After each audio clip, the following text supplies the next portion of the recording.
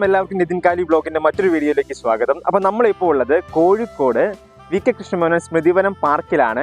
ശരിക്കും morning vibe നമ്മൾ enjoy ചെയ്യേണ്ട ഒരു സ്ഥലമാണിത്. കാരണം ഒരു ദിവസം നമ്മൾ എങ്ങനെയായിരിക്കണം എന്നുള്ളത് ആ മോർണിംഗ് നമ്മൾ ചെയ്യുന്ന കാര്യത്തോടനുസരിച്ചായിരിക്കും, അല്ലേ? കറക്റ്റ് അല്ലേ?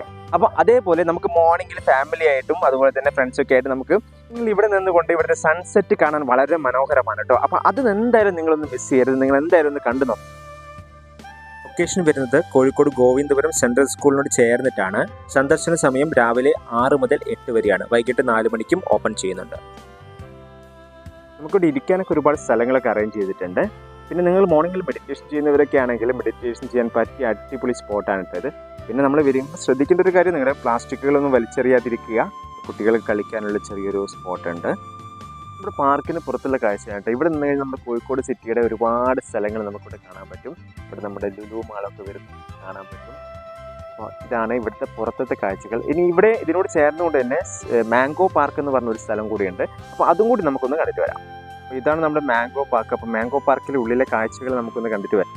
അപ്പോൾ നമ്മുടെ മാംഗോ പാർക്കിനുള്ളിലൂടെ നടക്കുന്ന കാഴ്ചയാണിത് കേട്ടോ. ചുറ്റും മാവുകളാണ്. അപ്പം നമുക്ക് കിളികളുടെ ശബ്ദവും ഒക്കെ ഉണ്ട്. അപ്പോൾ കോഴിക്കോട് സിറ്റിയുടെ നടുക്ക് ഇങ്ങനെയൊരു സ്ഥലമുണ്ടെന്ന് നമുക്ക് ചിലർക്കൊന്നും അറിയുണ്ടാവില്ല. അപ്പോൾ നിങ്ങൾ മോർണിംഗിൽ എന്തായാലും ഫാമിലിയോടൊപ്പം ഒന്ന് സ്പെൻഡ് ചെയ്യേണ്ട സ്ഥലം തന്നെയാണിത്.